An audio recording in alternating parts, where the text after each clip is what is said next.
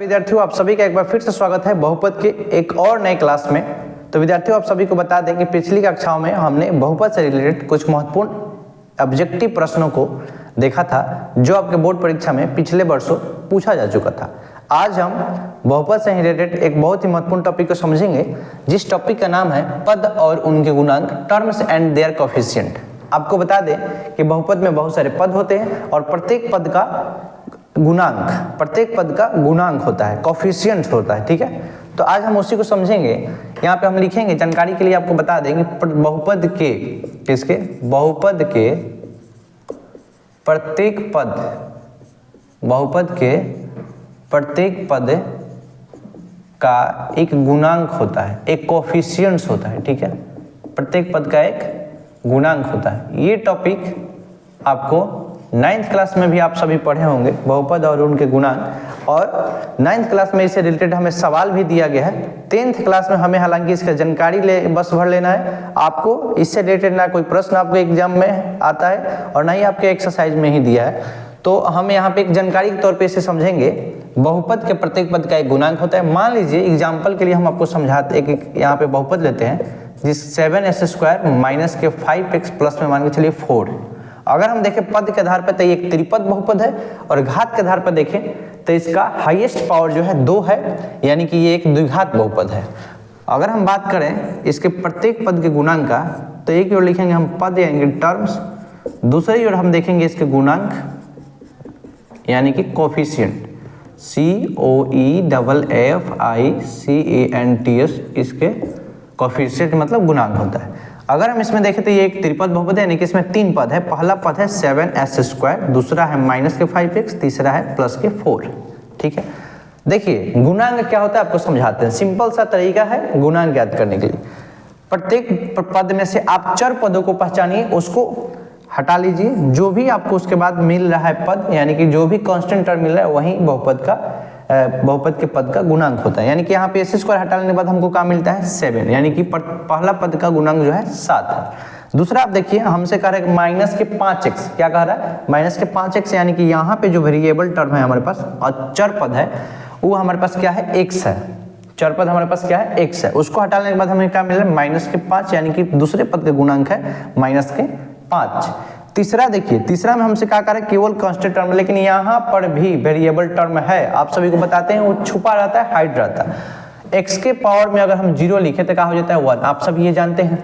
अगर यहाँ पर भी हम x के पावर 0 लिखें तो किसके बराबर हो जाएगा 1 के बराबर। 1 में 4 से गुना करें तो क्या हो जाएगा हमारे पास 4, यानी कि यहाँ पर भी वेरिएबल टर्म है। तो अगर हम x के पावर 0 के यहाँ से हटा लें तो क्या मिलेगा हमें 4, यानी कि तीसरे पद का जो गुणांक होगा वो होगा 4।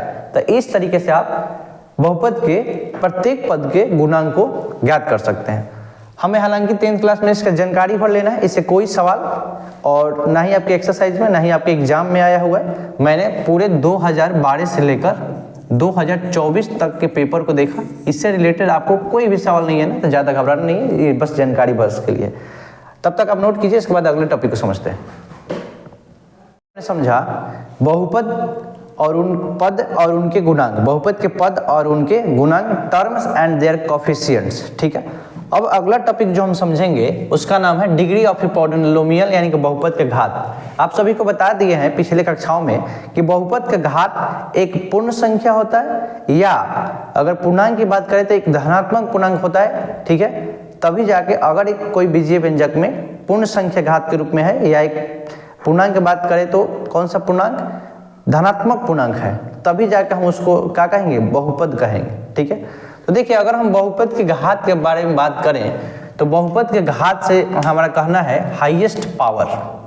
क्या होता है हाईएस्ट पावर, यानी कि बहुपद की, ठीक है, कोई भी बहुपद है हाईएस्ट पावर, यानी कि उसका उच्चतम शक्ति। ठीक है, मतलब उसका घात में हाईएस्ट पावर, ज्यादा से ज्यादा पद। जैसे एग्जाम के लिए हम एग्जाम्पल में हम समझते हैं, आप सभी को एक बहुपद ले लेते हैं 5x³ minus 2s² plus 7x minus में 4।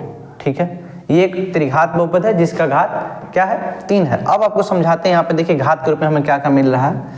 घात के रूप में यहाँ पे 3, यहाँ पे क्या है 2, यहाँ पे क्या है कुछ नहीं है तो क्या है 1 है हमारे पास, और यहाँ पे क्या है अगर अभी आपको बताए थे कि क्या होता है, प्रत्येक पद इसमें अगर कांस्टेंट टर्म में भी है तो उसके साथ चर लगा रहता है, अचर पद के बीच चर है क्या है, वो छुपा रहता है, x के पावर जी। तो यहाँ पे क्या है, 0 है।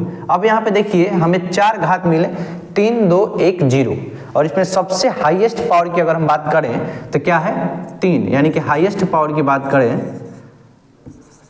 तो यहाँ पे क्या मिल रहा है हमें, highest power of this polynomial की अगर हम बात करें, इस बहुपद की सबसे उच्चतम शक्ति, उच्चतम पावर की अगर हम बात करें तो क्या मिला हमको, 3 मिला।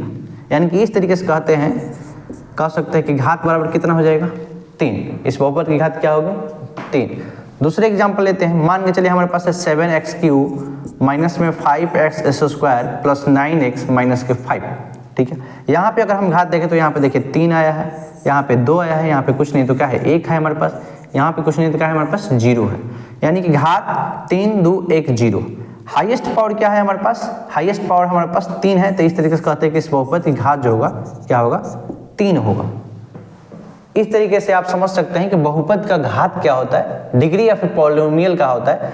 अगर कोई बहुपद दिया है, हमसे पूछ रहे हैं कि इस बहुपद के घात बताइए, तो हम आसानी से इस नॉलेज के आधार पे, यानी कि आपको याद रखना है कि बहुपद की घात यानी कि बहुपद का हाईएस्ट पावर ऑफ पॉलिनोमियल, यानी ठीक है, हाईएस्ट पावर ऑफ पॉलिनोमियल। सबसे पहले चेक करना है कि एक बहुपद है या नहीं।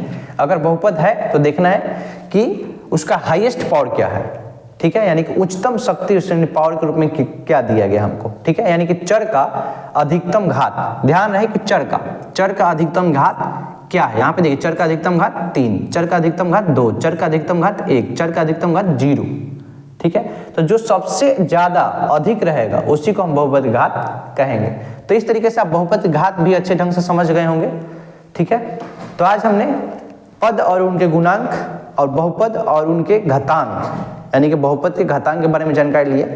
इसके बाद की क्लासों में हमने बहुपद के, हालांकि आपके बहुपद के गुणांक से रिलेटेड कोई भी सवाल आपके एग्जाम में नहीं आता है और नहीं आया है पिछले साल, आशा है कि आगे भी नहीं आएगा, ठीक है, क्योंकि एक्सरसाइज में भी आपके प्रश्न बहुपद के गुणांक से नहीं है। अगर आता भी है तो आप आसानी से उत्तर दे देंगे, इसका मुझे पूर्ण विश्वास है। और इसके बाद हम लोग बहुपद के घातांक से रिलेटेड बहुत सारे प्रश्न आपके एग्जाम में आए हुए हैं। तो इसके बाद की वीडियो में हम लोग बहुपद के घातांक से रिलेटेड आए हुए प्रश्नों को देखेंगे। तब तक के लिए धन्यवाद।